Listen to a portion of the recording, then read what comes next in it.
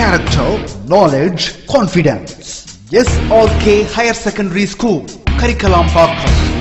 I love my school, SRK. Best of the best is SRK. Bright future means SRK. Quality education, SRK. Knowledge forever, love forever. It's my friend to see the portion. Lovely teachers and promising. What's the culture we will start? I love my school, SRK. Best of the best is SRK. Bright future means SRK. Quality education, SRK. Admission is going on from pre-KG to 12th standard. Group A1A, Maths, Physics, Chemistry, Biology. Group A1B, Physics, Chemistry, Computer Science and Biology. Group A2, Maths, Physics, Chemistry and Computer Science. Group A3, Accountancy, Economics, Commerce and Computer Application. SRK Higher Secondary School, 45/7, Dilliyanur Main Road, Karikalambakkam, Puducherry 7. Good evening dear 12th standard student. Today we are going to see 12th standard computer science. So last class function பார்த்திருப்போம் இல்லீங்களா. So உங்களுக்கு புரிஞ்சிருக்கும். First class பார்த்திருப்பீங்க. Second class அதோட continue. Functionோட continue class தான் நம்ம பார்க்க போறோம். ஓகேவா? So let we start the session function. So last class வந்து பாத்தீங்கன்னா last classல பாத்தீங்கன்னா functionனா என்ன, what is function, functionோட specificationனா என்ன, so what is subroutine அப்படிங்கற கான்செப்ட் பார்த்தோம். அதுல முக்கியமா parameter with type and without type important 5 mark question பார்த்திருந்தோம் இல்லீங்களா. So அடுத்து first 5 mark question வந்து அதோட continue class தான் நம்ம பார்க்க போறோம். ஒரு functionோட rules எப்படி இருக்கணும், functionை ஃபாலோ பண்ணி function let என்ற keyword ஃபாலோ பண்ணி functionோட நேம் இருக்கணும், அதை ஃபாலோ பண்ணி parenthesis colonன்ற ரூல் எல்லாம் பார்த்தோம். அதோட general syntax பார்த்திருந்தோம். நெக்ஸ்ட் வந்து பாத்தீங்கன்னா அதோட கண்டினியூ கிளாஸ்ல இப்போ Sintex for function type, so என்ன மாதிரியான ஃபங்க்ஷன் டைப்லாம் இருக்கு அப்படின்றத பார்க்க போறோம். இன்கேஸ் உங்களுக்கு இன்டீரியர் கேட்டாங்கன்னா இந்த சின்டெக்ஸ் ஃபார் ஃபங்க்ஷன் டைப் தான் கேட்க வாய்ப்பு இருக்கும். ஓகேவா? So x implies y, so x1 x2 ஒய்ன்னு கொடுத்துருக்காங்க. x1 up to xn y, so ஒரு இன்புட் எக்ஸ்ன்றது இன்புட்டு, ஒய்ன்றது அவுட்புட். ஸோ இங்கே பார்த்தீங்கன்னா x1 x2 up to, so more than one input ஒரு அவுட்புட். இங்கே n நம்பர் ஆஃப் இன்புட் ஒரு அவுட்புட் கொடுத்துருக்காங்க. ஸோ இதான் சின்டெக்ஸ் ஆஃப் ஃபங்க்ஷன் டைப். இந்த மாதிரி டிஃப்ரெண்ட் டைப்ஸ் ஆஃப் ஃபங்க்ஷன் இருக்கு. The X and Y are variable. So கண்டிப்பாக இது ரெண்டுமே என்னன்னு சொல்கிறாங்கன்னா it is a variable indicating type. So இது வந்து என்ன டைப்பில் இருக்குது, அந்த வேரியபிள் என்ன டைப்பில் இருக்குன்றதை இண்டிகேட் பண்ணுது. Then the type X Y is the type of a function that get the input of x and return an output of y. So இந்த என்ன இண்டிகேட் பண்ணுதுன்னா x implies y அப்படின்றது, xன்றது இன்புட், ஸோ எக்ஸோட இன்புட்டை வாங்கிட்டு yன்றது output அப்படின்றத so return பண்ணுது. X return இன்புட்டை வாங்கிட்டு yன்றது அவுட்புட்டை ரிட்டர்ன் பண்ணுது. தென் whereas x1 x2 y, so அப்போ அடுத்த டைப் என்ன சொல்லியிருக்காங்கன்னா x1 x2 yன்னு கொடுத்துருக்காங்க இல்லையா. x1 x2 y is a type of function that take two input. So இது ஒரு டைப் ஆஃப் ஃபங்க்ஷன், இதில் ரெண்டு இன்புட் இருக்கு.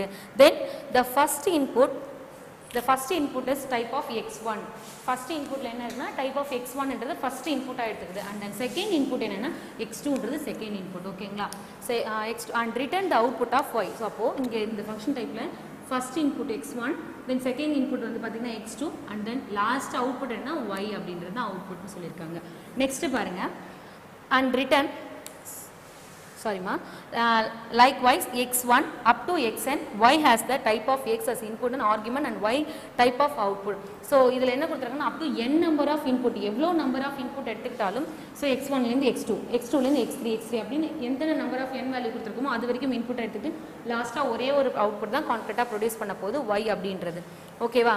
ஸோ நோட் ஒன்று கொடுத்துருக்காங்க பாருங்க, all function are static definition, there is no dynamic definition. So எல்லா ஃபங்க்ஷனுமே, ஃபங்க்ஷன்ன்றது எப்பயுமே வந்து ஸ்டாட்டிக்காக இருக்க போகிறது கிடையாது, எல்லாமே டைனமிக் தான். பட் இங்கே வந்து பார்த்தீங்கன்னா பைத்தான் ஃபங்க்ஷன்ஸில் ஆல் ஃபங்க்ஷன் ஆர் ஸ்டாட்டிக், எல்லாமே ஸ்டேபிளாக தான் இருக்கும். There is no dynamic definition. So இது ஒரு இன்டீரியர் 1 மார்க்கில் உங்களுக்கு கேட்க வாய்ப்பு இருக்குது. நெக்ஸ்ட் கான்செப்ட் பார்த்தீங்கன்னா இன்டர்ஃபேஸ் வெர்சஸ் இம்ப்ளிமெண்டேஷன் 1.3. ஸோ அடுத்த ஒரு இன்டர்ஃபேஸ் வெர்சஸ் இம்ப்ளிமெண்டேஷன் என்னன்னு பார்க்க போகிறோம். An interface is a set of action that an object can do. So interface ஓட definition என்ன கொடுத்திருக்காங்க பாருங்க, இது ஒரு set of action. interface அப்படின்றது இது ஒரு set of action. So இது எதுக்கு யூஸ் பண்றாங்க அப்படின்னா that object can do, ஒரு ஆப்ஜெக்ட் என்ன ஒர்க் பண்ணணும் அப்படின்ற இன்ஸ்ட்ரக்ஷனை சொல்றது interface ஓட வேலை. அடுத்து for example, when you press a light switch, the light goes on. You may not have cared how to splashed. the light in the object oriented programming language as interface is a description of all function that a class must have in order to be new. So இது வந்து just ஒரு object oriented programming லாங்குவேஜில் எல்லா ஃபங்க்ஷனுமே எப்படி தான் இருக்குன்னா just ஒரு description மாதிரி தான் இருக்கும். Description is nothing but set of action or instruction. அந்த இன்ஸ்ட்ரக்ஷன் எப்படி ஒர்க் பண்ண போகுது அப்படின்றது தான் இருக்குது. ஒரு எக்ஸாம்பிள் கொடுத்துருக்காங்க. when you press the light switch, நீங்கள் வந்து லைட் ஸ்விட்சை ப்ரெஸ் பண்ணிங்க அப்படின்னா என்ன ஆகுனா லைட் அங்கே எரிய போகுது. ஜஸ்ட் ஆக்ஷன் இல்லையா? லைட்டு அதுக்காக நம்ம அந்த உள்ளே வந்து பாசிட்டிவ் ஒயர் என்ன போயிட்டுருக்கு, நெகட்டிவ் சார்ஜ் என்ன போகுது அப்படின்றது தெரிஞ்சுக்கணும்னு அவசியமே கிடையாது. ஜஸ்ட் நமக்கு லைட் எரியணும் அப்படின்னா அந்த ஸ்விட்சை ப்ரெஸ் பண்ணால் போதும் அப்படின்ற ஆக்ஷன் தெரிஞ்சால் போதும். அப்போ அங்கே ஆப்ஜெக்ட் ஓரியன்டட் ப்ரோக்ராமிங் லாங்குவேஜும் அதே தான் சொல்கிறாங்க. இன்டர்ஃபேஸ் அப்படின்றது என்னென்னா ஜஸ்ட் கான்செப்ட் மாதிரி என்ன ஆக்ஷன் அங்கே ரன் ஆக போகுது. ஃபார் எக்ஸாம்பிள் நம்ம ஸ்விட்சை போட்டால் லைட் ஃபேன் ஓடும் அப்படின்னு சொல்கிறாங்க, இல்லை லைட் எரியும். ஸோ அந்த ஆக்ஷன் மட்டும் தெரிஞ்சால் போதும். உள்ளே என்னென்ன கரண்ட் இருக்குது, என்னென்ன சார்ஜஸ் இருக்குன்றது தெரிஞ்சுக்கணும்னு அவசியமே கிடையாது. அது இன்டர்ஃபேஸோட வேல்யூம் கிடையாது. ஓகேவா? அதுதான் இன்டர்ஃபேஸ்னு சொல்லியிருக்காங்க. நெக்ஸ்ட் சொல்கிறாங்க பாருங்க. In other example, anything that act like a light should have function definition like turn on and turn off. So இந்த இதே ஃபங்க்ஷன் ஆப்ஜெக்ட் ஓரியன்டட் போங்க, இந்த லைட் எரியுது இல்லைங்களா, அதையே ஃபங்க்ஷனாக க்ரியேட் பண்ணியிருக்காங்க ரியல் வேர்ல்ட் ப்ராப்ளமாக. என்னென்னா acts like turn on turn off. அதே ஸ்விட்சை அகெயின் ப்ரெஸ் பண்ணும்போது அந்த எரியிற லைட் என்ன ஆகும், ஆஃப் ஆக போகுது. ஸோ இப்போ டேர்ன் ஆன் அப்படின்றது ஒரு ஃபங்க்ஷன், டேர்ன் ஆஃப்ன்றது இன்னொரு ஃபங்க்ஷன். ஸோ ரெண்டுத்துக்குமே ஒரே ஆக்ஷன் தான். அதுதான் அங்கே இன்டர்ஃபேஸ் சொல்கிறாங்க. The purpose of interface is to allow the computer to enforce the properties of the class of type T. Whatever the interface is must have function called x, y, z. So அந்த இன்டர்ஃபேஸ்ன்றது just action என்ன பண்ண போகுது, இப்போ எக்ஸ்ன்றது என்ன பண்ண போகுது, ஒய்ன்றது என்ன பண்ண போகுது, இந்த ஆக்ஷன் தெரிஞ்சால் போதும். அதுதான் அந்த இன்டர்ஃபேஸாக அங்கே ஒர்க் பண்ணுது அப்படின்னு சொல்லியிருக்காங்க. நெக்ஸ்ட் பாருங்க, இதை கிளாஸில் வச்சு சொல்லியிருக்காங்க. Class declaration combines the external interface is local state with an implementation of the interface the code carried out the behavior. So இதில் தான் வந்து பார்த்தீங்கன்னா இன்டர்ஃபேஸ்ன்றது ஜஸ்ட் ஆக்ஷன் ஆல்ரெடி சொல்லியிருந்தோம் இல்லைங்களா. இங்கே இன்னொரு கான்செப்ட் இருக்குது, இம்ப்ளிமெண்டேஷன் சொல்லிட்டு. ஸோ இன்டர்ஃபேஸ் அப்படின்றது என்னன்னா லோக்கல் ஸ்டேட்டாக இருக்குது. அந்த லைட்டை நான் ப்ரெஸ் பண்ணால் போதும் எனக்கு அங்கே லைட் வெளிச்சம் வரப்போகுது. அதுதான் இன்டர்ஃபேஸ். அங்கே உள்ள என்ன நடக்குது, பாசிட்டிவ் சார்ஜ் போயிட்டு நெகட்டிவ் சார்ஜ் வந்து, ஸோ அது உள்ளே நடக்கிற ஒர்க் இருக்குது இல்லைங்களா, அதுதான் அந்த ஆப்ஜெக்டோட பிஹேவியர். லைட் எரிய வைக்கிறதுக்கான உள்ளே நடக்கிற செட் ஆஃப் ஆக்ஷனை தான் என்ன சொல்கிறாங்கன்னா கேரிட் அவுட் த பிஹேவியர். அதுதான் அங்கே இன்டர்ஃபேஸாக இருக்குது. Then object is instant of created from the class. இங்கே இன்ஸ்டன்ட்ன்றது அந்த கிளாஸை கிரியேட் பண்ணக்கூடிய அந்த ஒர்க்கை தான் என்னன்னு சொல்கிறாங்கன்னா இன்ஸ்டன்ட் ஆஃப் கிளாஸ். அதுதான் அங்கே ஆப்ஜெக்டோட வேலை இல்லையா. அடுத்தது, the interface defines an object visibility of outside world. The difference between interface and implementation. So interfaceக்கும் implementationக்கும் மேஜரான டிஃப்ரெண்ட். இது ஒரு 3 மார்க் கொஸ்டின் இது. ஸோ என்ன சொல்கிறாங்கன்னு பார்க்கலாம். இன்டர்ஃபேஸ் அப்படின்றது interface just define what an object can do but won't actually do it. So என்ன பண்ணணும் அப்படின்ற ஒர்க்கை மட்டும்தான் சொல்ல போகுது. பட் அதுதான் அங்கே ஒர்க் பண்ணணும்னு அவசியம் இல்லை, அது தெரிஞ்சு தான் சொல்லணும்னு அவசியமும் கிடையாது. லைட் எரியணும், ஃபேன் ஓடணும் அப்படின்னா ஜஸ்ட் நம்ம இது கிளிக் பண்ணால் போதும், அந்த கான்செப்ட் மட்டும் தெரிஞ்சால் போதும். இது இன்டர்ஃபேஸ். இம்ப்ளிமெண்டேஷன் அப்படின்றது implementation carried out the instruction define the interface. So interface கிட்டே என்ன இன்ஸ்ட்ரக்ஷன் வந்திருக்கோ அதை எடுத்து ஒர்க் பண்ணுறதா இம்ப்ளிமெண்டேஷனோட ஒர்க் அப்படின்னு சொல்கிறாங்க. ஓகேவா? அப்போ லைட் அவங்க ஸ்விட்ச் ஆன் பண்ணிட்டாங்க, அப்போ நீ என்ன பண்ணணும், லைட் வந்து வெளிச்சம் வரணும். ஸோ அது வந்து இம்ப்ளிமெண்டேஷனோட ஒர்க். லைட் எரியணும்னா ஸ்விட்ச் போடணுன்றது இன்டர்ஃபேஸோட ஒர்க். ஓகேவா?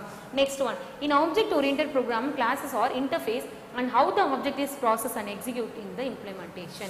So இந்த ஆப்ஜெக்ட் ஓரியன்டட் ப்ரோக்ராமிங் பொறுத்த வரைக்கும் கிளாஸ் அண்ட் இன்டர்ஃபேஸ் அப்படின்றது என்னன்னா, இன்டர்ஃபேஸ்ன்றது ஆப்ஜெக்ட் என்ன ஒர்க் பண்ணணும், ப்ராசஸ் பண்ணணும் அப்படின்றத சொல்கிறது இன்டர்ஃபேஸோட வேலை. அந்த எப்படி இம்ப்ளிமெண்ட் பண்ணணும் அப்படின்றது அது இம்ப்ளிமெண்டேஷனோட ஒர்க். ஓகேங்களா? அடுத்தது கேரக்டரிஸ்டிக்ஸ் ஆஃப் இன்டர்ஃபேஸ். ஸோ இதோட கேரக்டரிஸ்டிக்ஸ் கொடுத்துருக்காங்க. The class template specify the interface to enable the object to be created or operated properly. So class template என்றது ஒரு ஆக்ஷன் மாதிரி. ஸோ அதை எப்படி கொடுத்துருக்காங்களோ அந்த லே அவுட் மாதிரி ஒர்க் பண்ணுறது. ஸோ அது என்ன ஸ்பெசிஃபை பண்ணுதுன்னு சொன்னாங்கன்னா, அந்த ஆப்ஜெக்டை க்ரியேட் பண்ணுறதுக்கும் அந்த ஆப்ஜெக்டை ப்ராப்பராக ரன் பண்ணுறதுக்கும் ஒர்க் பண்ணுறது. என்ன ஒர்க் பண்ணுன்றது ஷெடியூல் கொடுக்குறது இந்த இன்டர்ஃபேஸ் கிளாஸோட வேலை. நெக்ஸ்ட் ஒன்று கொடுத்துருக்காங்க, an object attribute and behavior controlled by the sending function to the object. So அவர் என்ன ஒர்க் பண்ணணும், அவர் என்டையர் ஆப்ரேஷன் அவரை கண்ட்ரோல் பண்ணுறது இந்த ஆப்ஜெக்டோட ஆட்ரிபியூட்டோட வேலைன்னு சொல்கிறாங்க. Next, for example let take the example of increasing car speed. So another ஒரு ரியல் வேர்ல்ட் ப்ராப்ளம் கொடுத்துருக்காங்க. ஸோ அது என்ன சொல்லுங்க, ஒரு காரோட ஸ்பீடை இன்க்ரீஸ் பண்ணுமா, அதோட இன்டர்ஃபேஸ் இம்ப்ளிமெண்டேஷன் என்ன கொடுத்துருக்காங்கன்னு பார்க்கலாம். ஒரு டயக்ராமேட்டிக் ரெப்ரசன்டேஷன் கொடுத்துருக்காங்க. ஒரு இன்ஜின் இருக்குது, get speed, required speed, return, full fuel. So அதோட அதுக்கு தேவையான எரிபொருட்கள். ஸோ இன்ஜின் இருக்குது, எனக்கு வந்து கார் வந்து ஸ்பீடாக போகணும். அப்போ எனக்கு என்ன தெரிஞ்சிருக்கணும், அந்த ஆக்சிலேட்டரை நான் ஃபாஸ்ட்டாக ஆக்சிலேட்டர் ப்ரெஸ் பண்ணால் எனக்கு கார் ஸ்பீடாக போகணும் அப்படின்றது தெரிஞ்சால் மட்டும் போதும். உள்ளே அங்கே போயிட்டு என்ன கண்டென்ட் நடக்குது, அதுக்காக பெட்ரோல் இருக்கா, அதுக்கான எலக்ட்ரிக் சார்ஜ் பவர் ரெண்டுத்தும் சேர்ந்து அதோட ஃபியூல்ஸோட அந்த எலக்ட்ரிசிட்டி சேர்ந்து தான் அங்கே காரோட ஸ்பீட் வருது அப்படின்னு எனக்கு தெரியணும்னு அவசியமே கிடையாது. எனக்கு ஆக்சிலேட்டரை ப்ரெஸ் பண்ணால் வண்டி வேகமாக போகணும் அப்படின்ற கான்செப்டை தெரிஞ்சால் போதும். அதுதான் இன்டர்ஃபேஸ். கீழே கொடுத்துருக்காங்க பாருங்க. A person who drive the car do not care about the internal working. So நான் எனக்கு கார் ஓட்ட தெரிஞ்சால் போதும், அது உள்ள என்ன ஒர்க் பண்ணுது அதோட இன்டர்னல் ஒர்க் தெரியணும்னு எனக்கு அவசியமே கிடையாது. To increase the speed of the car he just presses the accelerator to get the deserved behavior. So எனக்கு கார் ஓட்ட தெரிஞ்சால் போதும், எனக்கு கார் நான் ஸ்பீடாக போகணும் அப்படின்னா எனக்கு என்ன தெரிஞ்சால் போதும், ஜஸ்ட் ப்ரெஸஸ் ஆக்சிலேட்டரை ப்ரெஸ் பண்ணால் போதும். ஆட்டோமேட்டிக்காக நான் என்ன எக்ஸப்ட் பண்ணுறனோ அந்த ஸ்பீட் எனக்கு கிடச்சிரும் இல்லையா. Here the accelerator is the interface. இங்கே எது இன்டர்ஃபேஸ்ன்னு சொல்கிறாங்கன்னா ஆக்சிலேட்டர் தான் interface between the driver and the engine. So யாருக்குமான இன்டர்ஃபேஸ் சொல்கிறாங்கன்னா இன்ஜினுக்கும் டிரைவருக்குமான இன்டர்ஃபேஸ். ஸோ இன்ஜின் டிரைவர் என்ன பண்ணுவார், கால் பண்ணுவார். யாருக்கு கால் பண்ணுவாங்கன்னா இன்ஜினுக்கு. ஸோ இன்ஜின்லேருந்து ஆக்சிலேட்டர் ப்ரெஸ் பண்ணோம் அப்படின்றது. அங்கே காலிங் நடக்குது. இன்வோக்கிங் ஆப்ஜெக்ட் யாருன்னு பார்த்தீங்கன்னா இன்ஜின் தான். ஸோ அங்கே உள்ள இன்வால்வ் ஆகக்கூடிய ஆப்ஜெக்ட் யாருன்னா இன்ஜின் நடக்க போது. அவர் தான் கால் பண்ணது யாருன்னா டிரைவர் கால் பண்ணியிருப்பார் இன்ஜினுக்கு. ஸோ அங்கே கால் அட்டன் பண்ணது ரிசீவ் பண்ணுறது யாருன்னா அங்கே இன்ஜின் தான் ரிசீவ் பண்ணுது. அதுதான் அங்கே ஆப்ஜெக்டாக ஒர்க் பண்ண போகுது. In this case the function call would be speed 70. this is the interface. So இதில் என்ன சொல்கிறாங்கன்னா அப்போ ஆட்டோமேட்டிக்காக நான் ஆக்சிலேட்டர் ப்ரெஸ் பண்ணி ஸ்பீட் இன்க்ரீஸ் பண்ணால் எனக்கு ஒரு 70 ஸ்பீட் வேணும் அப்படின்றது அந்த ஃபங்க்ஷன் அங்கே உள்ளே ரன் ஆக போகுது. அடுத்தது இன்டர்னலி உள்ள நம்ம வந்து இன்டர்ஃபேஸ் பார்த்தோம். அடுத்து இம்ப்ளிமெண்டேஷனாக என்னென்னு பார்க்க போகிறோம் இல்லையா. internally the engine of the car is doing all the things. Engine தான் அங்கே எல்லாமே ஒர்க் பண்ண போகுது. in where fuel, air, pressure and electricity come together and create the power to move the vehicle. So இங்கே உள்ள என்ன நடக்குதுன்னா internally என்ன நடக்குதுன்னா ஃபியூல் எரிபொருள், ஏரோட ப்ரெஷர், எலக்ட்ரிசிட்டி இது மூணும் சேர்ந்து தான் என்ன பண்ணால் அந்த வெஹிக்கிளை ஃபாஸ்ட்டாக மூவ் த்ரூ பண்ணுறதுக்கு ஒர்க் பண்ணுது. பட் இதெல்லாம் தெரிஞ்சால் தான் கார் ஓட்டணும்னு அவசியம் கிடையாது. ஆக்சிலேட்டரை ப்ரெஸ் பண்ணால் எனக்கு ஸ்பீடு கிடைக்கும் தெரியாது. ஜஸ்ட் அது இன்டர்ஃபேஸு உள்ளே நடக்கிற இந்த ஒர்க்கு இம்ப்ளிமெண்டேஷன். ஓகேங்களா. So all of this action are separated from the driver who just want to go faster. thus we separate interface from implementation. Interface அப்படின்றது தனி கான்செப்ட், இம்ப்ளிமெண்டேஷன்ன்றது தனி கான்செப்ட்னு சொல்கிறாங்க.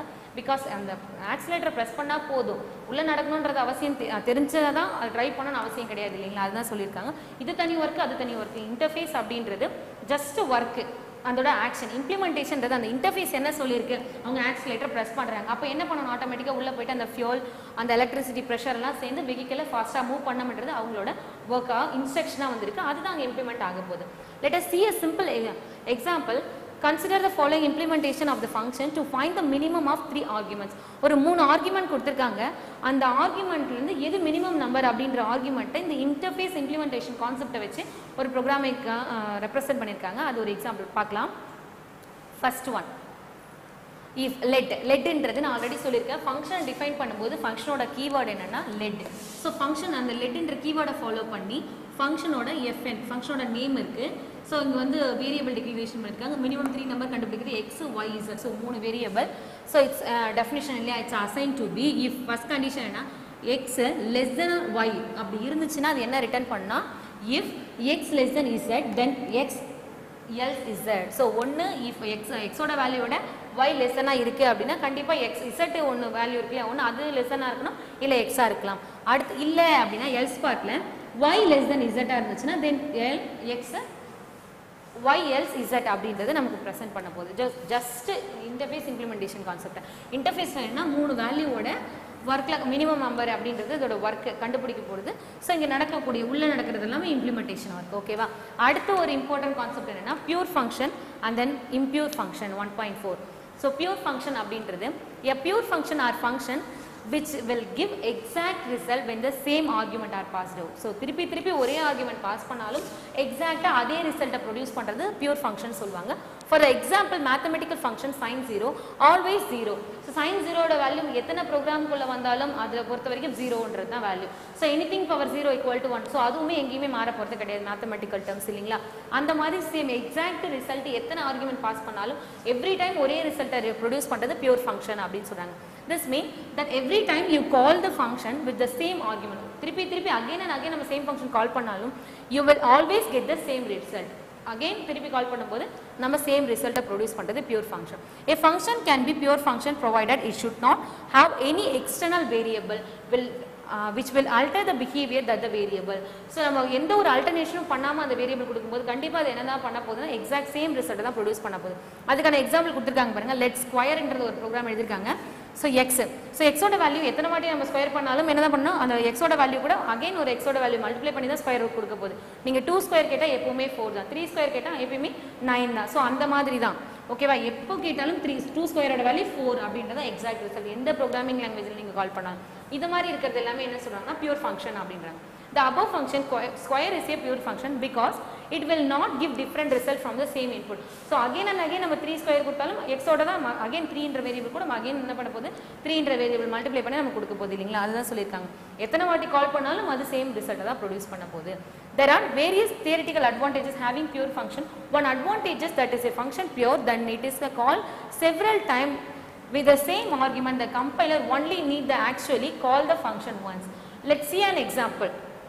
ஸோ அதுக்காக ஒரு எக்ஸாம்பிளும் கொடுத்துருக்காங்க. Pure function theoretical difference several time call பண்ணுற மாதிரி. So இங்கே கொடுத்துருக்காங்க பாருங்க. லெட் ஐ அசைன் டு 0, ஐயோட வேல்யூ 0ன்னு அசைன் பண்ணியிருக்காங்க. இதில் பார்த்தீங்கன்னா if I string length of s, so எத்தனை வாட்டி ஸ்ட்ரிங் லென்த்ன்றது ஒரு வேர்டு நம்ம என்னெல்லாம் கொடுக்குறோமோ அதோட பர்டிகுலர் லென்த்தை கால்குலேட் பண்ண போகுது. ஸோ இது வந்து ஒரு பியூர் ஃபங்க்ஷன் சொல்கிறாங்க. Do something which to not affected, so எப்பயுமே அந்த ஐயோட வேல்யூ அஃபெக்ட் பண்ணணும்னு அவசியமே கிடையாது, அஃபெக்டும் ஆகாது. இந்த மாதிரி இருக்கிறது எல்லாமே பியூர் ஃபங்க்ஷன். நெக்ஸ்ட் பாருங்க. So that expression கொடுத்திருக்காங்க. It is a compiled string length yes is called each time and string length need to iterative over the whole yes. So ஒவ்வொரு வாட்டியும் அது இல்ட்ரேட் ஆகும்போது again and again ரிப்பீட் ஆகும்போது எஸோட length என்னவோ அந்த லென்த்தை தான் கால்குலேட் பண்ண போகுது. அது எங்கேயுமே சேஞ்ச் ஆக போகிறது கிடையாது. இதனால தான் இது என்னன்னு சொல்கிறாங்கன்னா பியூர் ஃபங்க்ஷன் அப்படின்னு சொல்கிறாங்க. If the compiler is smart enough to work out the string length as a pure function and that is not updated in the loop. So ஒவ்வொரு வாட்டியும் எஸோட வேல்யூ அங்கே அப்டேட் ஆக போகிறது கிடையாது. ஸோ அது என்ன பண்ண போது எக்ஸாக்ட் ரிசல்ட்டை மட்டும் தான் ப்ரொடியூஸ் பண்ண போகுது.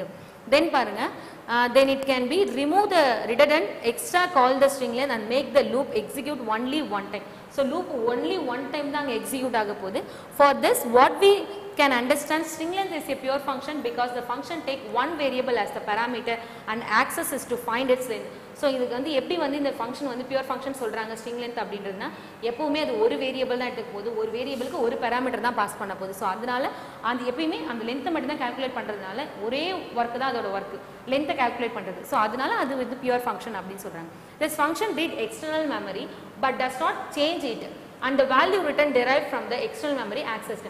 So இது எங்கே இந்த ரீட் பண்ணும் மெமரி பவர் எல்லாமே பார்த்தீங்கன்னா எக்ஸ்டர்னல் மெமரியிலேருந்து ரீட் பண்ண போகுது. ஸோ இதனால் எங்கேயுமே சேஞ்சஸ் நடக்க போகிறது கிடையாது. அந்த வேல்யூ ரிட்டர்ன் பண்ணும்போதும் எக்ஸ்டர்னல் மெமரி தான் ஆக்சஸ் பண்ணவும் போகுது. ஒரு நோட் கொடுத்துருக்காங்க. Evaluation of pure function does not cause any side effect its output. So pure ஃபங்க்ஷனை பொறுத்த வரைக்கும் எந்த ஒரு சைடு எஃபெக்டும் கிடையாது. ஸோ அடுத்த கான்செப்ட் என்னன்னா 1.4.1ல impure function. The variable used inside the function may cause side effect through a function which are passed with any argument. So அதில் பார்த்தீங்கன்னா only one parameter, only one argument தான் pass பண்ணுவோம். அதில் எந்த ஒரு side எஃபெக்ட்டும் கிடையாது. எக்ஸாக்ட் ரிசல்ட்டை ப்ரொடியூஸ் பண்ணுறது பியூர் ஃபங்க்ஷன் பார்த்துருந்தோம். இம்பியூர் ஃபங்க்ஷனில் பார்த்தீங்கன்னா சைடு எஃபெக்ட் இருக்குது. ஸோ வந்து நம்ம ஆர்குமெண்ட் பாஸ் பண்ணுறதுல சேஞ்சஸ் இருக்கிறதுனால அங்கே என்ன நடக்குது, சைடு எஃபெக்ட் இருக்கிறதுனால என்ன சொல்கிறாங்கன்னா இது இம்பியூர் ஃபங்க்ஷன் அப்படின்னு சொல்கிறாங்க. ஓகேவா. Then function depend on the variable. Function எப்பயுமே எதை டிபெண்ட் பண்ணிருக்குன்னா வேரியபிள் டிபெண்ட் பண்ணி தான் இருக்கும். Or function outside the definition block, you can never be sure that the function will behave the same every time it's called.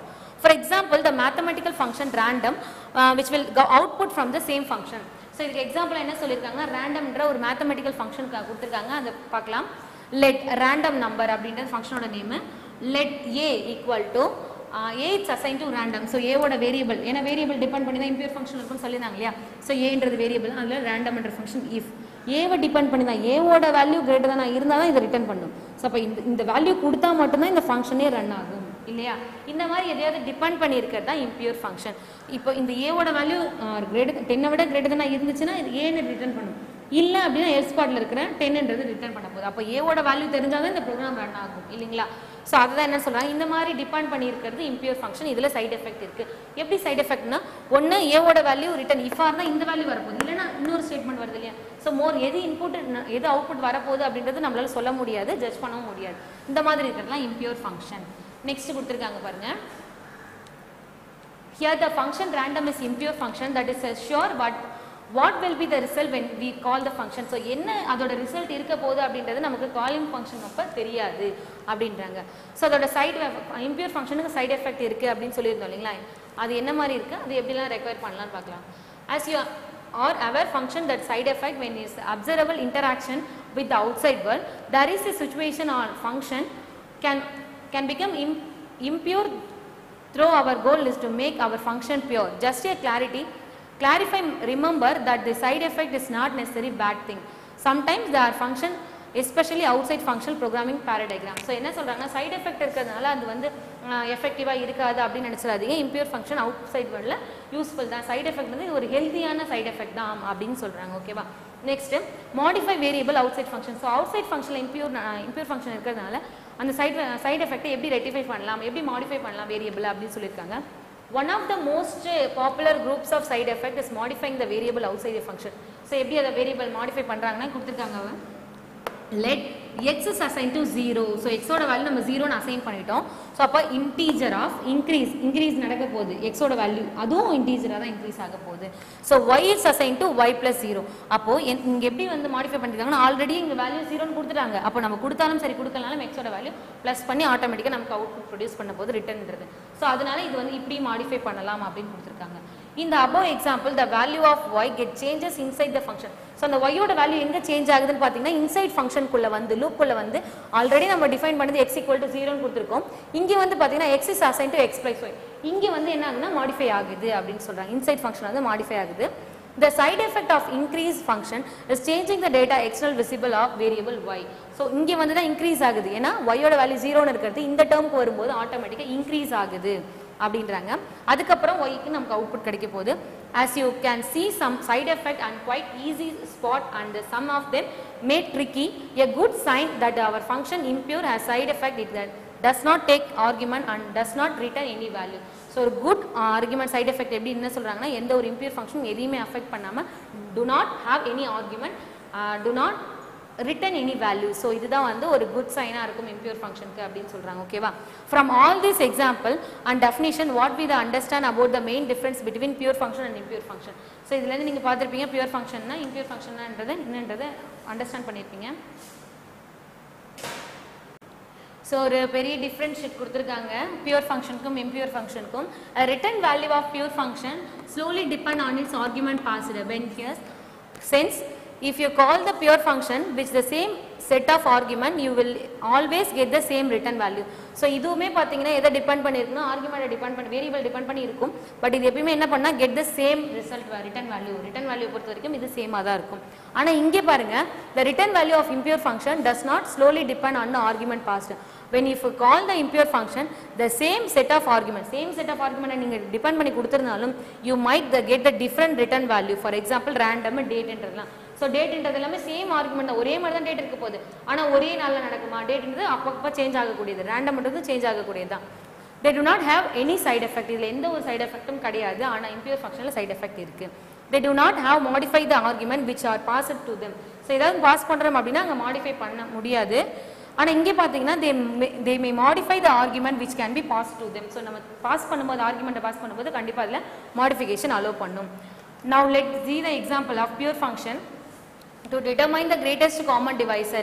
So ஒரு example கொடுத்துருக்காங்க. இதை use பண்ணி ஒரு கிரேட்டஸ்ட் காமன் டிவைஸை கண்டுபிடிக்க சொல்லியிருக்காங்க. அதை எப்படி பாஸ் பண்ணுறாங்க பாருங்க. கவனிங்க ஒரு உங்களுக்கு புக் பேக்கில் இருக்கக்கூடிய ஒரு 5 மார்க் கொஸ்டின் இது. லெட்ன்றது என்னன்னா ஃபங்க்ஷனோட கீவேர்ட், ரெக்ன்றது ரெகர்சிவ் ஃபங்க்ஷன், ஜிசிடி அப்படின்றது ஃபங்க்ஷனோட நேம். ஓகேவா. ஃபங்க்ஷனோட நேம், ஏபின்றது variable. So if not equal to B not equal to 0 இருந்துச்சுன்னா என்ன ரிட்டர்ன் பண்ணனா GCD B of A mod of B அப்படின்றத ரிட்டர்ன் பண்ண போகுது. இஃப் இந்த கண்டிஷன் சாட்டிஸ்ஃபை பண்ணுச்சுன்னா. இல்லைனா எல்ஸ் பார்ட்ல இருக்கிற ஏவோட வேல்யூ அப்படியே ரிட்டர்ன் பண்ணிட்டு வெளில வரப்போகுது. ஸோ இங்கே அவுட்புட் கொடுத்துருக்காங்க பாருங்க. ஜிசிடி 13, 27 ரெண்டு நம்பருக்கான கிரேட்டஸ்ட் காமன் டிவைஸை கண்டுபிடிச்சிருக்காங்க. ஸோ அப்போ ரெண்டு பாசிட்டிவ் நம்பர் கொடுக்கும்போது அப்போ ரெண்டுமே நாட் ஈக்குவல் டு 0 கிடையாது. அப்போ ஏ மோட் ஆஃப் பி அப்படின்ற ஃபார்முலாவில் சப்ஸ்டியூட் பண்ணி நமக்கு இந்த அவுட்புட் வரப்போகுது. ஓகேவா. ஸோ அப்போ 1ஓட இன்டீஜர் வேல்யூ 2ஓட இன்டீஜர் வேல்யூ நமக்கு வந்திருக்கு. In the above example program GCD is the name of the function which recursively called the variable b. So the again and again recursive என்ன பண்ண போகுது, recursive function யூஸ் பண்ணால b ஓட value கால் பண்ண தான் போகுது. become 0. remember B and A mode of B are the two argument. A mode of B என்றது ரெண்டு argument pass to A and B of the GCD function. So ரெண்டுமே பாத்தீங்கன்னா GCD ஃபங்க்ஷனா இருக்குது அப்படின்றாங்க. அதை யூஸ் பண்ண ஓகேவா. நெக்ஸ்ட் இன்னொரு எக்ஸாம்பிள் கொடுத்திருக்காங்க. சாம்லான் குரோம்லான் ப்ராப்ளம் சொல்லிட்டு நீங்கள் ஆல்ரெடி வந்து நம்ம படிச்சிருப்போம்னு நினைக்கிறேன். நீங்கள் 11th ஸ்டாண்டர்டில் இந்த ப்ராப்ளம் பார்த்துருப்பீங்க. பச்சோந்திகள் அவங்கவுங்க அதுக்கேற்ற மாதிரி கலர் சேஞ்ச் பண்ணிக்குவாங்கன்னு பார்த்தோம் இல்லையா இந்த ப்ராப்ளம். ஸோ அதுதான் கொடுத்துருக்காங்க. ரீகால் இந்த சாம்லான் ஆஃப் குரோம்லான் problem what you see the studied class 11th ஸ்டாண்டர்டில் படிச்சு ரீகால் பண்ண சொல்கிறாங்க. சப்போஸ் 2 types of சாம்லான் are equal in the number construct and algorithm that arrange meeting between the 2 types of. So they change the color. Third type in the end of should be display same color. உங்களுக்கு already தெரியும். So என்ன நடந்திருக்கு சாம்லான் problem என்னன்னா 3 வகையான red சாம்லான், green சாம்லான், blue சாம்லான் இருக்க போகிறாங்க. ரெண்டு same red meet பண்ணும்போது ஆட்டோமேட்டிக்காக அவங்க ரெட்டு ப்ளூன்னு சேஞ்ச் ஆகும்போது ஸோ ஆட்டோமேட்டிக்காக க்ரீன் கலராக மாறிடுவாங்க. அப்போ என்ன ஆகுனா ரெட்டில் ஒன்று மைனஸ் ஆகும், ப்ளூவில் ஒன்று மைனஸ் ஆகும், க்ரீனில் பார்த்தீங்கன்னா 2 கலர் இன்க்ரீஸ் ஆக போகிறாங்க. இதுதான் அந்த ப்ராப்ளம் இல்லையா. அதை யூஸ் பண்ணி ஒரு ப்ராப்ளம் அது எப்படி பைத்தான்குள்ள ஃபங்க்ஷனை எழுதியிருக்காங்க பாருங்கள். Let us represent the number of chamlan each type of variable a, b, c and their initial value a, b, c respectively a equal to b. See a ஓட வேல்யூ b ஓட value equal னு சொல்லிருக்காங்க. அப்போ a ஓட சாம்லான் value என்னன்னா இப்போ a ல வந்து 4 இருக்காங்கன்னா b லயும் 4 இருக்காங்க. c வந்து பாத்தீங்கன்னா 8 இருக்க போறாங்க. சாரிமா 6 இருப்பாங்க. ஓகேவா. a ஓட அதுதான் எப்படி எழுதிருக்காங்க a equal to b. அப்ப a ஓட வேல்யூ b ஓட வேல்யூ ஈக்குவல் அப்படினு எழுதிருக்காங்க. சோ இனிஷியல் ஸ்டேட்ல எப்படி சொல்லிருக்காங்கன்னா a equal to caps a, b equal to caps b and then c equal to caps c அப்படின்றது இனிஷியலோட வேல்யூவா இருக்கு அப்படினு சொல்லிருக்காங்க. The input output relation inputக்கும் outputக்கும் என்ன மாதிரியான ரிலேஷன்ஸ் இருக்குன்னா a equal to b equal to 0. Output எப்படி வரும்னா சோ இனிஷியல் ஸ்டேட்ல என்ன இருக்குன்னா a ஓட வேல்யூ b ஓட வேல்யூ ஈக்குவலா இருக்கு. அண்ட் எண்ட் ஆஃப் தி ஸ்டேட்மென்ட்ல a equal to b equal to 0. So a ஓட வேல்யூ b ஓட வேல்யூ 0 க்கு ஈக்குவலா இருக்கு. இது அவுட்புட்டா கிடைக்கணும். ஆனா c எப்படி இருக்குன்னு சொல்றாங்கன்னா c equal to a plus b plus c. Initial ஸ்டேட்ல a ஓட வேல்யூ b ஓட வேல்யூ c ஓட வேல்யூ ஆட் பண்ணா என்ன வேல்யூ வருமோ அது ஒட்டு மொத்தமும் c ஓட வேல்யூ அவுட்புட்டா இருக்கணும் அப்படின்றது கண்டிஷன். ஓகேவா. இது மோனோக்ரோமடைஸ் ப்ராப்ளம் கொடுத்திருக்காங்க. the algorithm can be specified. Algorithm எழுதிருக்காங்க. அல்காரிதம்க்கு நேம் என்னன்னா மோனோக்ரோமடைஸ் அப்படின்றது அல்காரிதம் நேம். இதுல 3 சானல்ஸ் இருக்காங்களே a b c அப்படினு 3 வேரியபிள் இருக்கு. input ரிலேஷன்னா a equal to a, b equal to b, c equal to c and a equal to b அப்படினு கொடுத்திருக்காங்க. because என்ன சொல்லிருக்காங்கன்னா a ஓட வேல்யூ caps a எடுத்துட்டாங்க, b ஓட வேல்யூ b, c ஓட value c. a மட்டும் a and b பாத்தீங்கன்னா ரெண்டும் சேமா இருக்கு இனிஷியல் ஸ்டேட்ல. அவுட்புட் எப்படி வரணும்னா a ஓட வேல்யூ b ஓட வேல்யூ எண்ட் ஆஃப் தி ஸ்டேட்ல 0 க்கு ஈக்குவலா இருக்கணும். c மட்டும் என்னன்னா இந்த 3 வேல்யூ ஆட் பண்ணா என்ன வேல்யூ வரும் அந்த வேல்யூ இருக்கணும்னு சொல்லிருக்காங்க. எப்படி இந்த இலிட்ரேஷன் ரன் ஆகும் அப்படினு பாருங்க. In each iteration step, 2 chamlan meet 2 types in equal number, meet on the same color and the third type. For example, a equal to b equal to c equal to a 4,4,6 னு கொடுத்திருக்காங்க. So a ஓட value 4, b ஓட value 4. Already அவங்க சொன்ன மாதிரி a equal to b. ஓகேவா. c ஓட value 6 னு கொடுத்திருக்காங்க. ஓகேவா. அதை யூஸ் பண்ணி ஒரு illustration டேபிள் கொடுத்திருக்காங்க. கீழ இருக்கு பாருங்க. illustration a, b, c. So இங்க மிஸ்டேக்கா இருக்கு 4,4,6 இங்க 4 னே கொடுத்திருக்காங்க. இங்க மாத்திக்கோங்க உங்க புக்ல 6 இது. சோ ரெண்டு சாம்லன் சேம் டைப்ல இருக்கும்போது மீட் பண்ணும்போது ஆட்டோமேட்டிக்கா என்ன பண்ணுவாங்க தேர்ட் கலரா மாற போறாங்க. அப்போ இல்லிட்ரேஷன் 0th லூப்ல 4 - 1 ஆகுமா ஏன்னா இவங்க ரெண்டு பேரும் மீட் பண்றாங்க. சோ அப்ப 4 - 1 என்ன ஆகும்னா 3 னு வரப்போகுது. இங்கே ஆட்டோமேட்டிக்கா 3 னு வரப்போகுது. இங்க 6 + 2 ஆகும். சோ அதனால 8. சோ செகண்ட் ஸ்டேஜ்க்கு வந்துட்டாங்க. அகைன் என்ன பண்றாங்க ரெண்டு பேருமே a = b ஆ தான் இருக்காங்க. சோ 3 - 1 2, 3 - 1 = 2. So ஆட்டோமேட்டிக்கா என்ன பண்றாங்க 6 + 2 = 8. So c ஓட வேல்யூ 8 ன்னு சேஞ்ச் ஆகுது. அடுத்த லூப் என்ன ஆகுனா 2 - 1 1, 2 - 1 = 1, 8 + 2 = 10. ஓகேவா. அடுத்த ஸ்டேஜ் பாருங்க n - 1 = 0, 1 - 1 = 0, again 10 + 2 = 12. End of the ஸ்டேஜ்ல இல்லிட்ரேஷன் லூப் முடியும் போது என்ன சொல்லியிருந்தாங்க a ஓட வேல்யூ b ஓட வேல்யூ 0 க்கு ஈக்குவலா இருக்கும். அப்ப லூப் இங்க வந்து ஸ்டாப் ஆக போகுது. a ஓட வேல்யூ 0 வந்துருச்சு, b ஓட வேல்யூ 0 வந்துருச்சு. எண்ட் ஆஃப் த ஸ்டேஜ்ல பாத்தீங்கன்னா இங்க 12 + 2 = 14. சோ இனிஷியல் ஸ்டேஜ்ல a ஓட வேல்யூ 4, b ஓட வேல்யூ 4, c ஓட வேல்யூ 6. இது மூணுத்தையும் டோட்டல் பண்ணா என்ன வேல்யூ வருமோ அது வரும்னு சொல்லியிருந்தாங்க. சோ மூணுத்தையும் டோட்டல் பண்ணா 14. சோ லாஸ்ட் ஸ்டேஜ்ல c ஓட வேல்யூ 14 வந்துருச்சு. புரியுதுங்களா? So next one அதை யூஸ் பண்ணி ஒரு flow chart கொடுத்திருக்காங்க பாருங்க.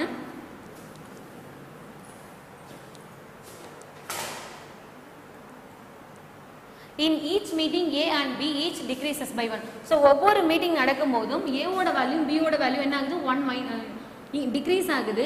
பட் C ஓட வேல்யூ மட்டும் என்ன பண்ணா இன்க்ரீஸ் பை 2. ஸோ 2 வந்து இன்க்ரீஸ் ஆகுது.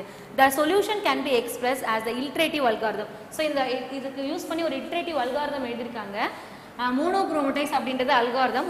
ஆல்ரெடி நம்ம பார்த்தோம் இல்லைங்களா, மோனோக்ரோமடைஸ் A, B, C அப்படின்றது அல்காரிதம்.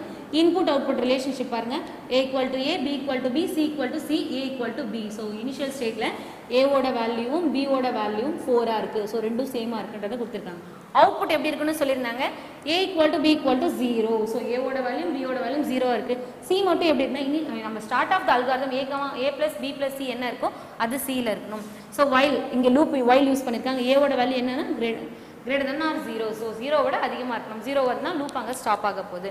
அதை யூஸ் பண்ணி ப்ராப்ளம் என்னன்னா எப்படி டிக்ரீஸ் ஆகுது பாருங்க, A - 1 B - 1 C + 2 இந்த அல்காரிதம் டிரைவ் பண்ணி தான் அது என்ன ஆகுதுன்னா ஆட்டோமேட்டிக்காக உள்ள ப்ரோக்ராம் வருது. இந்த அல்காரிதம் இஸ் டிஸ்பேக் வந்து ஃப்ளோ சார்ட். ஸோ அதை வந்து எப்படி ரெப்ரசென்ட் பண்ணியிருக்காங்கன்னா ஒரு ஃப்ளோ சார்ட்ல ரெப்ரசென்ட் பண்ணியிருக்காங்க பாருங்க. A, B இது ஸ்டார்ட் ஆஃப் த லூப்ல A, B, C உள்ள வருது. ஸோ ஒவ்வொரு ஸ்டேஜிலும் என்ன பண்ண போகுதுன்னா A ஓட வேல்யூ 0க்கு ஈக்குவலாக இருக்கான்னு பார்க்க போகுது. ஸோ இந்த கண்டிஷன் என்ன ஆகுது, ட்ரூ. ஸோ இது வந்து அதிகமாக தான் இருக்குது. ஏன்னா 4, 6 இருக்குது இல்லைங்களா. ட்ரூ ஆகும்போது ஆட்டோமேட்டிக்காக A வந்து -1 ஆகும், B வந்து -1 ஆகும், C வந்து +2 ஆகும். அகெயின் லூப்பு திருப்பி உள்ளே போக போகுது. அகெயின் அண்ட் அகெயின் ரன் ஆகுது. எந்த இடத்துல லூப்பு ஸ்டாப் ஆகுதோ, எங்கே 0வை மீட் பண்ணுதோ அங்கே வந்து என்ன ஆக போகுது, அவுட்புட்டு ஃபால்ஸ் ஆகிட்டு வெளில வரப்போகுது. ஆனால் அங்கே கண்டிஷன் எப்படி இருக்குன்னா A equal to B equal to 0 இருக்கும், சியோட value A plus B plus C இருக்கும்ன்றது ஒரு ஃப்ளோ சார்ட்டை ரெப்ரசென்ட் பண்ணியிருக்காங்க. ஓகேவா. Now let us write the algorithm using the function. So அது யூஸ் பண்ணி ஃபங்க்ஷனை யூஸ் பண்ணி அந்த அல்காரிதமாக எழுதியிருக்காங்க பாருங்க. நம்ம முன்னே எழுதுனது அல்காரிதம், ஜஸ்ட் இங்கே வந்து எழுதியிருக்காங்க ஃபங்க்ஷனை யூஸ் பண்ணி அல்காரிதம் எழுதியிருக்காங்க. அதே தான் let அப்படின்றது கீவேர்ட். ரெகர்சிவ் ஃபங்க்ஷன் யூஸ் பண்ணுங்க. ஏன்னா அகைன் அண்ட் அகைன் அந்த லூப் ரன் ஆக போகுது இல்லையா, 3 - 1 2 - 1ன்றது. அதனால ரெக்ன்ற கீவேர்ட் யூஸ் பண்ணிருக்காங்க. மோனோக்ரோமடைஸ்ன்றது ஃபங்க்ஷனோட நேம். ஃபங்க்ஷனோட நேமு. இதில் 3 வேரியபிள் இருக்குது, A, B, C. ஸோ இது என்ன அசைன் பண்ணியிருக்காங்க அப்படின்னா, இஃப் ஏவோட வேல்யூ 0வாக இருந்துச்சுன்னா அது என்ன பண்ணணும், A வந்து 0வோட அதிகமாக இருந்துச்சுன்னா ஸோ A - 1 B - 1 C + 2 அப்படின்றது இஃப் கண்டிஷன். இன்கேஸ் எங்கே வந்து லூப் ஸ்டாப் ஆகுதோ எல்ஸ் பார்ட்டுக்கு வந்து ஏவோட வேல்யூ 0க்கு அசைனாக இருக்கணும், பியோட வேல்யூ 0 இருக்கணும், சியோட வேல்யூ மட்டும் 3த்தையும் ஆட் பண்ணுற வேல்யூவாக இருக்கணும். அதுக்கப்புறம் லாஸ்ட்டாக சியோட வேல்யூ ரிட்டர்ன் பண்ணணும். C equal to return C. ஓகேவா, இதை கொடுத்துருக்காங்க. ஸோ மோனோக்ரோமடைஸ் ப்ராப்ளம் ஆல்ரெடி நீ 11th படிச்சிருப்பீங்க. அதை ரீகால் பண்ணிங்கன்னா ஆட்டோமேட்டிக்காக உங்களுக்கு இது புரிய ஆரம்பிச்சிடும். ஓகே ஸ்டூடெண்ட்ஸ், ஸோ இதோட பார்த்தீங்கன்னா நம்ம சாப்டர் 1 கம்ப்ளீட் ஆகுது. ஸோ இது வரைக்கும் உங்களுக்கு புரிஞ்சிருக்கும்னு நினைக்கிறேன். Note on your homeworks. Okay students, so already பார்த்தீங்கன்னா pure function what are call parameter and write the notes on parameter with type and without type கொடுத்துருந்தேன் உங்களுக்கு. நீங்கள் மார்க் பண்ணியிருப்பீங்க. செகண்ட் 5 மார்க் பாருங்கள். இப்போ நம்ம பார்த்தோம் இல்லையா, let rec GCD A, B. So இதை யூஸ் பண்ணி ஒரு ஃபங்க்ஷன் இந்த என்னென்ன கேட்டிருக்காங்க ஐடென்டிஃபை பண்ண சொல்லியிருக்காங்க. Name of the function already நான் சொல்லியிருக்கேன் GCD. அப்போ நேம் ஆஃப் த ஃபங்க்ஷன் என்ன, கிரேட்டஸ்ட் காமன் டிவைசர்.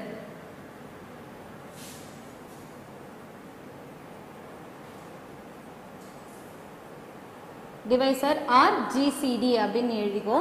செகண்ட் என்ன சொல்றாங்கன்னா, identify the statement which tell it's a recursive function. எது அங்க சொல்லுது recursive function அப்படின்னு சொல்லிட்டு regன்ற கீவேர்ட். ஸோ அதுக்கு செகண்ட் ஒன்னுக்கான ஆன்சர் என்ன, reg.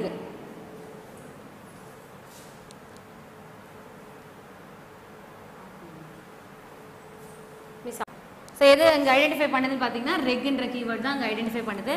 Third one, name of the argument variable. So இதில் என்ன ஆர்குமெண்ட் அங்கே நம்ம பாஸ் பண்ணுறோம், A, B. ஸோ A, Bன்றது தான் என்னது இங்கே ஆர்குமெண்ட். ரெண்டு இருக்கு இல்லைங்களா. Statement which invoke the function recursively.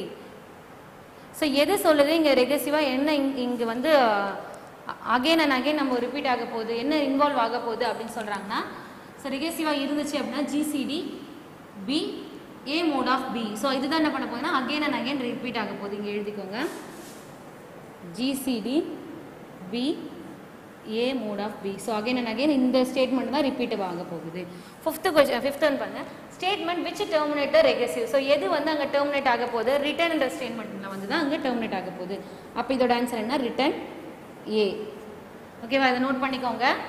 So இந்த 5 மார்க்கை படிச்சிருங்க. அதே மாதிரி பார்த்தீங்கன்னா தேர்ட் ஒன், ஸோ இப்போ தான் உங்களுக்கு பார்த்துருக்கோம். Third and fourth explain pure function and impure function பார்த்துருப்பீங்க. இன்டர்ஃபேஸ் விசஸ் இம்ப்ளிமெண்டேஷன் இது வந்து 1.4 1.3. ஸோ இந்த 2 5 மார்க்கை மார்க் பண்ணி 5 மார்க்ஸாக படிச்சுட்டு வாங்க. ஸோ இது வரைக்கும் உங்களுக்கு நடத்தின வரைக்கும் இந்த ஃபஸ்ட் சாப்டர் கம்ப்ளீட் ஆகிடுச்சு. ஸோ இதில் வந்து பார்த்தீங்கன்னா 4 5 மார்க்குமே மார்க் பண்ணியாச்சு. 4 5 மார்க் படிக்க வேண்டியது உங்களோட வேலை தான். 2 மார்க் 3 மார்க் நான் நெக்ஸ்ட் கிளாஸில் மார்க் பண்ணி கொடுத்துட்டு நான் செகண்ட் சாப்டர் கண்டினியூ பண்ணுறேன். ஓகேவா? Thank you students. Character, knowledge, confidence. SRK Higher Secondary School, Curriculum Pathum. I love my school, SRK. Best of the best is SRK. Bright future means SRK. Quality education, SRK. Knowledge power lasts forever. Faithful friends to see the future. Lovely teachers can promise them. What's the culture we will start them. I love my school, SRK. Best of the best is SRK. Bright future means SRK. Quality education, SRK. Admission is going on from pre-KG to 12th standard. Group A1A, Maths, Physics, Chemistry, Biology. Group A1B, Physics, Chemistry, Computer Science and Biology. Group A2, Maths, Physics, Chemistry and Computer Science. Group A3, Accountancy, Economics, Commerce and Computer Application. SRK Higher Secondary School, 45/7, Dilliyanur Main Road, Karikalambakkam, Puducherry 7.